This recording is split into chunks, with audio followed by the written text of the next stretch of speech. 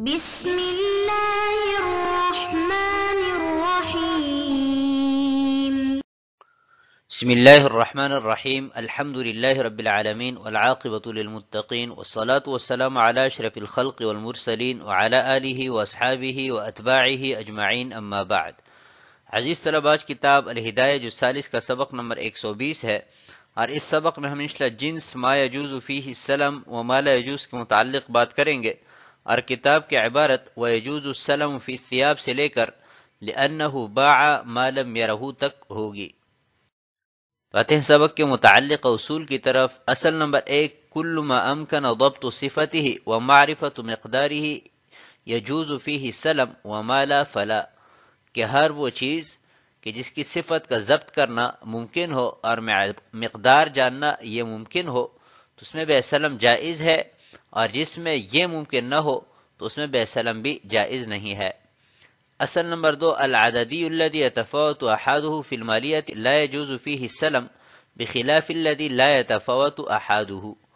کہ وہ عددی چیز کہ جس کے احاد میں مالیت کے اعتبار سے تفاوت ہو تو اس میں سلم جائز نہیں ہے، البتہ اگر احاد میں تفاوت نہ ہو تو اس میں بے سلم جائز ہوگی۔ اصل نمبر 3، تعامل المسلمین من غیر نکیر اصل من اصول الدین، کہ مسلمانوں کا تعامل بلا کسی نکیر اگر جاری ہو تو یہ دین کے اصول میں سے ایک اصل ہے۔ آتے ہیں سبق کے متعلق فصول کی طرف۔ تو جنس سے ما یجوز فیہ السلم و ما لا یجوز، اس جنس کو 3 فصول میں تقسیم کیا ہے۔ فصل نمبر 1، السلم فی الثیاب، تو یہ جائز ہے بشرط کہ وہ معلوم ہو۔ فصل نمبر 2، السلم فی الجواہر والخرز، تو اس میں بے سلم جائز نہیں ہے، ہاں ایسی موتیاں کہ جو وزن کے اعتبار سے فروخت کی جاتی ہو تو وزن کے اعتبار سے ان میں بے سلم جائز ہے۔ السلم فی اللبن والآجر، اس میں بھی بے سلم جائز ہے بشرط کے سانچہ کی تعین کی جائے۔ آتے ہیں کتاب کی عبارت کی طرف۔ قال ويجوز السلم في الثياب اذا بين طولا وعرضا ورقعة لانه اسلم في معلوم مقدور التسليم على ما ذكرنا، وان كان في ثوب حرير لا بد من بيان وزنه ايضا لانه مقصود فيه فلا بد من البيان۔ قال ولا يجوز السلم في الجواهر ولا في الخرز لأن أحدها تتفاوت تفاوتا فاحشا، وفي صغار اللؤلؤ التي تباع وزنا يجوز السلم لأنه مما يعلم بالوزن۔ قال ولا بأس بالسلم في اللبن والآجر إذا سمى ملبنا معلوما لأنه عددي متقارب لا سيما إذا سمى الملبن۔ اور کپڑوں میں بے سلم جائز ہے بشرط کہ اس کی لمبائی، چوڑائی اور اس کا اصل بیان کریں، اس لیے کہ معلوم میں بے سلم کی ہے اور حوالہ کرنا بھی ممکن ہے، جیسا کہ ہم نے ذکر کیا۔ اگر ریشم کا کپڑا ہو تو وزن بھی بیان کرنا ضروری ہے، اس لیے کہ وہ اس میں مقصود ہے۔ اور چھوٹی بڑی موتیوں میں بے سلم جائز نہیں ہے، اس لیے کہ افراد میں تفاوت فاحش پایا جاتا ہے، اور وہ چھوٹی موتیاں جو وزن کے اعتبار سے فروخت ہوتی ہے ان میں بے سلم جائز ہے، اس لیے کہ وزن سے ان کی مقدار معلوم کی جا سکتی ہے۔ اور کچی اور پکی اینچوں میں بے سلم میں کوئی حرج نہیں ہے بشرط کہ معلوم سانچہ متعین کیا جائے، اس لیے کہ یہ عددی متقارب ہے، خصوصاً جب سانچہ کی تعین کی جائے۔ قال ويجوز السلم في الثياب، یہاں سے صاحب ہدایہ چند ایسی اشیاء کی تعین کر رہے ہیں کہ جن میں بے سلم جائز ہے، اور وہ اشیاء کی جن میں بے سلم جائز نہیں ہے۔ تو پہلی چیز کپڑا ہے، تو اس میں بے سلم جائز ہے بشرط کہ اس کی لمبائی، چوڑائی اور اصل بیان کیا جائے کہ یہ کپڑا کس چیز کا بنا ہوا ہو اور اس کی موٹائی یا باریکی یہ کتنی ہو۔ اس تعین کے بعد بے سلم میں کوئی حرج نہیں ہے، کیونکہ یہ معلوم میں واقع ہوئی ہے اور حوالگی پر بھی قدرت ہے، اور یہ شرائط صحت ہے، لہذا بے سلم جائز ہے۔ وَإِن كَانَ فِي ثَوْبِ حَرِيرٍ، البتہ اگر ریشم کا کپڑا ہو تو اس میں وزن بیان کرنا بھی ضروری ہے، کیونکہ ریشم کے کپڑے میں وزن مقصودی ہے، لہذا مقدار کے معلوم کرنے کے لیے وزن کا بیان کرنا بھی ضروری ہوگا۔ قال وَلَا يَجُوزُ السَّلَمُ فِي الْجَوَاهِرِ، ہیرے جواہرات میں اور چھوٹی بڑی موتیوں میں بے سلم جائز نہیں ہے، کیونکہ ان کے احاد میں بہت بڑا تفاوت ہوتا ہے، کچھ ہیرے جواہرات چھوٹے ہوتے لیکن قیمت بہت زیادہ ہوتی ہے، اور کچھ بڑے ہوتے لیکن قیمت نہیں ہوتی، لہذا تفاوت فی الاحاد کی وجہ سے ہیرے جواہرات اور موتیوں میں بے سلم جائز نہیں ہے۔ البتہ اگر موتیاں ایسی ہے کہ جو وزن کے اعتبار سے فروخت ہوتی ہے تو ان کا مقدار چونکہ معلوم کیا جا سکتا ہے، اس لیے ان میں بے سلم بھی جائز ہوگی۔ قال ولا بأس بالسلم فی اللبن والآجر، کچی پکی اینٹیں چونکہ عددی متقارب کے قبیل میں سے ہیں اور عددی متقارب میں بے سلم جائز ہوتی ہے، لیکن اس میں شرط یہ ہے کہ ملبن یعنی سانچہ یا بٹی کی تعین کی جائے کہ فلاں بٹی کی اینٹیں ہو۔ آتے ہیں اگلی عبارت کی طرف، قال وَكُلُّ مَا أَمْكَنَ ضَبْطُ صِفَتِهِ وَمَعْرِفَةُ مِقْدَارِهِ جَازَ السَّلَمُ فِيهِ لِأَنَّهُ لَا يُفْضِي إِلَى الْمُنَازَعَةِ وَمَا لَا تُضْبَطُ صِفَتُهُ وَلَا يُعْرَفُ مِقْدَارُهُ لَا يَجُوزُ السَّلَمُ فِيهِ لِأَنَّهُ دَيْنٌ وَبِدُونِ الْوَصْفِ يَبْقَى مَجْهُولًا جَهَالَةً تُفْضِي إِلَى الْمُنَاضَعَةِ قال ولا بأس بسلم في تسط أو قمقم أو خفين أو نحو ذلك إذا كان يعرف ذلك لاستجماع شرائط السلم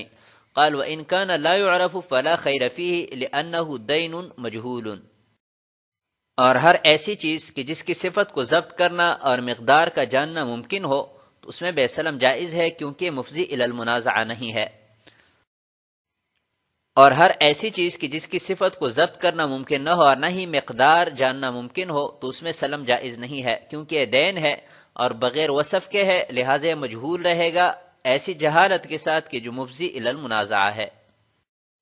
اور تشت، قمقموں اور خفین اور اس طرح دوسری اشیاء میں کہ جب ان کے اوصاف معلوم ہو بے سلم کرنے میں کوئی حرج نہیں ہے،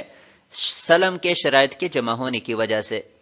اور اگر اوصاف معلوم نہ ہو تو اس میں کوئی خیر نہیں ہے، اس لیے کہ دین مجہول ہے۔ وَكُلُّ مَا أَمْكَنَ ضَبْطُ صِفَتِهِ، یہاں سے وہ اشیاء کی جن میں بے سلم جائز ہے اور وہ اشیاء کی جن میں بے سلم جائز نہیں ہے، فرق کرنے کے لیے ایک ضابطہ بیان کیا گیا ہے کہ ہر ایسی چیز کہ جس کی صفت کو ضبط کرنا معلوم کرنا ممکن ہو اور مقدار جاننا بھی ممکن ہو تو اس میں بے سلم جائز ہے، اور اگر وہ ایسی ہے کہ نہ تو صفت ضبط ہو سکتی ہے اور نہ ہی مقدار کا جاننا ممکن ہو تو اس میں بے سلم جائز نہیں ہے۔ وجہ اس کی یہ ہے کہ مسلم فی چونکہ دین ہے، بعد میں دی جاتی ہے، اور اس میں جہالت اگر ہوگی تو وہ مفضی الی المنازعہ ہوگی، اس کی وجہ سے جھگڑا پیدا ہوگا، تو ہر ایسی جہالت کے جو مفضی الی المنازعہ ہو وہ مفسد للعقد ہوتا ہے۔ وَكُلُّ مَا أَمْكَنَ ضَبْطُ صِفَتِهِ، یہاں سے وہ اشیاء کی جن میں بے سلم جائز ہے اور وہ اشیاء کی جن میں بے سلم جائز نہیں ہے کہ مابین فرق کرنے کے لیے ایک ضابطہ بیان کیا جا رہا ہے کہ ہر ایسی چیز کہ جس کی صفت معلوم ہو سکتی ہو اور مقدار کا جاننا بھی ممکن ہو تو اس میں بے سلم جائز ہے، اور اگر وہ ایسی ہے کہ نہ تو صفت معلوم ہو سکتی ہے اور نہ ہی مقدار کا جاننا ممکن ہے تو اس میں سلم جائز نہیں ہے۔ وجہ اس کی یہ ہے کہ بے سلم میں مسلم فی چونکہ دین ہے، اور اگر وصف بیان نہ کیا جائے تو وہ مجہول رہے گا اور جہالت کی وجہ سے جھگڑا پیدا ہوگا، تو ہر ایسی جہالت کہ جس کی وجہ سے جھگڑا پیدا ہو وہ عدم جواز کا سبب ہے۔ قال ولا بأس بسلم فی تسط، تسط تھال کو کہتے ہیں، اور قمقم، لانٹین یا ہر وہ چراغ کے جو شیشے میں بند ہو، خفین اور ان کی طرح دیگر اشیاء میں بے سلم کرنے میں کوئی حرج نہیں ہے، لیکن شرط یہ ہے کہ اوصاف معلوم ہو، اور جواز کی دلیل یہ ہے کہ شرائط سلم ساری کی ساری اس میں موجود ہے، اور اگر اوصاف معلوم نہ ہو تو ان اشیاء میں بے سلم کرنا جائز نہیں ہوگی، کیونکہ بے سلم میں مسلم فی وہ دین ہوتی ہے اور دین میں جہالت مفضی الی المنازعہ ہے، اور ہر ایسی جہالت کہ جو مفضی الی المنازعہ ہو وہ مفسد للعقد ہے اور عدم جواز کا سبب ہے۔ آتے اگلی عبارت کی طرف، قال وَإِنِ اسْتَصْنَعَ شَيْئًا مِنْ ذَلِكَ بِغَيْرِ أَجَلٍ جَازَ اسْتِحْسَانًا لِلْإِجْمَاعِ الثَّابِتِ بِالتَّعَامُلِ وفي القياس لا يجوز لأنه بيع المعدوم، والصحيح أنه يجوز بيعا لا عدة، والمعدوم قد يعتبر موجودا حكما، والمعقود عليه العين دون العمل حتى لو جاء به مفروغا لا من صنعته أو من صنعته قبل العقد فأخذه جاز، ولا يتعين إلا بالاختيار حتى لو باعه الصانع قبل أن يراه المستصنع جاز، وهذا كله هو الصحيح. قال: وهو بالخيار إذا رآه، إن شاء أخذه وإن شاء تركه، لأنه اشترى شيئا لم يره، ولا خيار للصانع، كذا ذكره في المبسوط وهو الأصح لأنه باع ما لم يره. اور اگر ان اشیاء میں سے کوئی چیز بغیر اجل کے بنوائی تو استحساناً جائز ہے، لوگوں کے تعامل سے ثابت ہونے والے اجماع کی وجہ سے، اور قیاس میں جائز نہیں ہے کیونکہ معدوم کی بے ہے، اور صحیح یہ ہے کہ بے کے طور پر جائز ہے نہ کہ وعدہ کے طور پر، اور حکماً معدوم کو موجود سمجھا جائے گا، اور معقود علیہ عین ہے نہ کہ عمل، یہاں تک کہ اگر وہ ایسی چیز لایا کہ جو اس کی بنائی ہوئی نہیں ہے یا عقد سے پہلے بنائی ہوئی ہے اور مستثنی نے قبول کر لی تو یہ جائز ہے، اور متعین نہ ہوگی مگر یہ کہ مستثنی پسند کر لیں، یہاں تک کہ اگر صانع نے مستثنی کو دکھانے سے پہلے فروخت کی تو یہ جائز ہے اور یہی صحیح ہے، اور مستثنی کو خیار ہے چاہے اس کو لے اور چاہے رد کریں، اس لیے کہ اس نے ایسی چیز خریدی ہے کہ جو دیکھی نہیں ہے، اور صانع کو کوئی خیار نہیں ہے، ایسی ہی مبسوط میں ذکر کیا گیا ہے، اور یہی اصح ہے اس لیے کہ اس نے بن دے کے چیز فروخت کی ہے۔ قال وَإِنِ اسْتَثْنَعَ شَيْئًا، یہاں سے صاحب ہدایہ استثناء کی بحث شروع کر رہے ہیں کہ ایک شخص نے ذکر کردہ اشیاء میں سے کوئی چیز آرڈر پر تیار کروائی تو یہ جائز ہے کہ ناجائز ہے، تو یہاں پر ادلہ کے دو مقتضیات ہے۔ استحسان کا تقاضا یہ ہے کہ جائز ہو، اور استحسان کی بنا عملی اجماع ہے، اور قیاس کا تقاضا یہ ہے کہ جائز نہ ہو کیونکہ یہ معدوم کی بے ہے، اور پہلے ہم نصوص بیان کر چکے ہیں کہ معدوم کی بے یہ ناجائز ہے، اور جہاں پر استحسان اور قیاس میں تعارض ہو تو اس صورت میں ہم استحسان کو ترجیح دیتے ہیں، لہذا استثناء عملی اجماع کی وجہ سے جائز ہوگا۔ والصحیح انه يجوز بیعا لا عدة، یہاں سے صاحب ہدایہ ایک اختلاف کی طرف اشارہ کر رہے ہیں کہ جب استثناء یعنی آرڈر پر کوئی چیز تیار کروانا یہ معاملہ جائز ہے تو یہ بے ہے یا وعدہ بے ہے، تو اس میں مشائخ کا اختلاف ہے۔ اکثر مشائخ کو قول یہ ہے کہ یہ بے ہے، بعض دیگر مشائخ فرماتے ہیں کہ نہیں یہ وعدہ بے ہے، اور یہی وجہ ہے کہ صانع اور مستثنی میں سے ہر ایک کو خیار حاصل ہے، اگر یہ بے ہوتی تو ان دونوں میں سے کسی کو بھی خیار حاصل نہیں ہونا چاہیے تھا۔ والمعدوم قد يعتبر موجودا حکما، یہ ایک سوال مقدر کا جواب ہے۔ سوال یہ ہے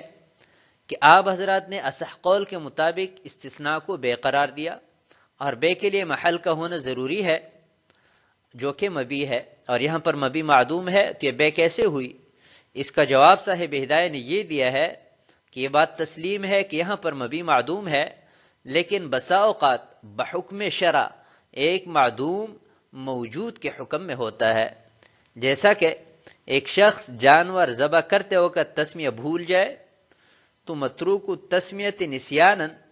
میں اگرچہ تسمیہ نہیں پایا گیا لیکن حکماً تسمیہ موجود مانا جاتا ہے اور اس جانور کا کھانا جائز ہوتا ہے۔ ایسی ہی مستحاضہ ہے، بظاہر کوئی طہارت نہیں ہے لیکن شریعت نے چونکہ حکم دیا ہے کہ یہ پاک ہے تو حکماً مستحاضہ پاک تصور ہوگی۔ تو اسی طرح استثناء میں بھی اگرچہ مبی معدوم ہے لیکن استثناء چونکہ اجماع عملی اور تعامل ناس سے ثابت ہے جو کہ ایک شرعی حجت ہے، تو اس شرعی حجت کی بنا پر معدوم کو حکماً موجود تصور کیا گیا ہے۔ والمعقود علیہ العین دون العمل، یہاں سے صاحب ہدایہ معقود علیہ کی تعین فرما رہے ہیں کہ استثناء میں معقود علیہ عین ہوتی ہے، یعنی وہ چیز کہ جو کاریگر تیار کرے گا نہ کہ اس کا عمل۔ یہی وجہ ہے کہ اگر استثناء سے پہلے اس نے وہ چیز بنائی ہے اور ان اوصاف کے مطابق ہے کہ جو صانع اور مستثنی کے مابین طے ہوئی ہے اور حوالے کرے تو یہ جائز ہے، یا کسی اور سے وہی چیز ان اوصاف کے مطابق ملے اور صانع مستثنی کو حوالے کر اور مستثنی قبول کرے تو یہ جائز ہے۔ تو اس سے معلوم ہوا کہ معقود علیہ وہ عین ہے نہ کہ اس کا عمل، کیونکہ دوسری صورت میں تو اس کا عمل پایا ہی نہیں گیا ہے، اور پہلی صورت میں اگرچہ اس کا عمل ہے لیکن وہ استثناء سے پہلے ہے۔ وَلَا يَتَعَيَّنُ إِلَّا بِالْإِخْتِيَارِ، صاحب ہدایہ فرماتے ہیں کہ اگر عقد استثناء کے بعد صانع کوئی چیز بناتا ہے اور ان اوصاف کے مطابق بناتا ہے کہ جو صانع اور مستثنی کے مابین طے ہوئی ہے، تو صرف بنانے کی وجہ سے وہ چیز بطور مبیع متعین نہیں ہوگی، بلکہ صانع کو یہ اختیار حاصل ہوگا کہ مستثنی کے علاوہ کسی تیسرے شخص کو یہ فروخت کریں۔ البتہ مستثنی جب اس کو اختیار کر لیں، پسند کر لے، تو پسند کرنے کی وجہ سے یہ چیز متعین ہو جائے گی، ابھی صانع کا اختیار ختم ہو جائے گا۔ وَهَذَا كُلُّهُ هُوَ الصَّحِيحُ، اور یہ ساری کی ساری تفصیلات جو پہلے گزر چکی استثناء کے بے ہونے کے اعتبار سے صحیح ہے، نہ کہ وعدہ ہونے کے اعتبار سے۔ قال وَهُوَ بِالْخِيَارِ إِذَا رَآهُ، اختیار فی الاستثناء کے متعلق انشاءاللہ آنے والے سبق میں بات کریں گے،